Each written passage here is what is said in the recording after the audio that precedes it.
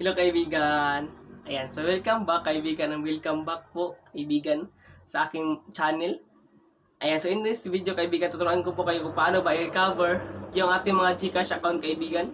So yung GCash account po natin kaibigan na nawala po. So in this video, tuturuan ko po kayo kung paano yan i-recover kaibigan na walang kahirap-hirap. So napakadali lang po talaga niyan kaibigan, i-recover yung ating mga GCash account kaibigan. So napakadali lang talaga kaibigan. Ayan. So napakahalaga po talaga nitong GCash kaibigan, parang isa po itong number 1 leading online bank dito po sa ating Philippines kaibigan. So dito po sa Pilipinas. Ayan, so napaganda po talaga nito kaibigan. Kaya kung ikaw ay nagwo-worry ka o nag-alala ka kung paano ba i-recover or paano ba mabalik yung ating mga GCash.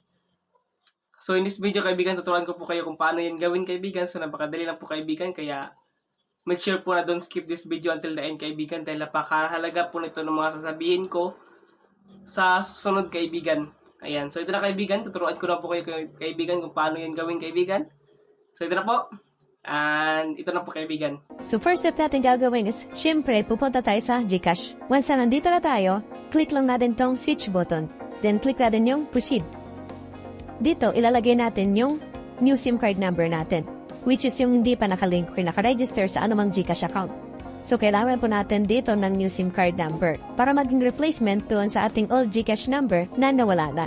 So lagay lang natin yung new SIM card number natin dito. Then next lang natin. Then ilagay lang natin yung OTP na isasend ni GCash. Then mapupunta tayo sa ganitong page. Merong new account, meron ding recover account. Select lang natin yung recover account. So dito yung mga steps kung paano ma-recover ang ating GCash account. Merong for basic account, meron ding for fully verified. Ngayon focus tayo sa fully verified. So first step natin is i-nominate ang dati niyong GCash mobile number.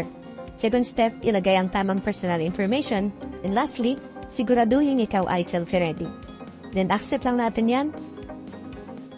Dito, ilalagay lang natin yung lumang GCash number na gusto nating palitan. So ilagay natin yung old GCash number natin. Then ilagay natin yung lumang 4-digit PIN.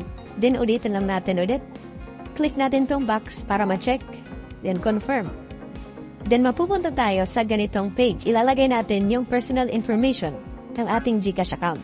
Ilalagay natin yung first name and kailangan naka-capital letter lahat. Middle name and yung last name. Then ilalagay din natin yung birth date natin dito na nakalagay doon sa ating GCash account. So after that, click lang natin tong next.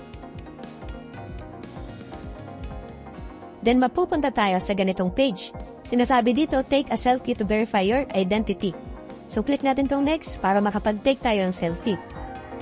Then kailangan maayos tayo sa camera. Then blind your eyes. So after nating makapag-take ng selfie, madadirect tayo sa ganitong page. Kukonfirm ngayon ni GCash na napalitan na natin yung GCash number natin. Wherein nakalagay dito, congratulations, ang iyong GCash number na ay, so ibig sabihin, successful yung pagpalit natin ng ating GCash number. Ibig sabihin, na-recover na natin ang ating GCash account. So ganoon lang po mag-recover ng GCash account kung nawala na or expired na yung GCash registered SIM card. So hanggang dito lang video na ito, sana nakatulong. Have a nice day. Thank you and goodbye. Peace out. So this is the end of our video. Ayan, kung adito ka pa rin hanggang ngayon mga kaibigan, ay alam ko nagustuhan mo itong video, kaya I hope nakatulong to sa inyo mga kaibigan. Ayan, sa little video natin yung tutorial at ngayon. Ay kung nagustuhan nyo ito mga kaibigan at nakatulong to sa inyo, ay tulungan nyo rin ako mga kaibigan. Kaya please subscribe and like my YouTube channel. Ayan, so para lahat tayo ay lumago. Ayan. So thank you. Enjoy and God bless.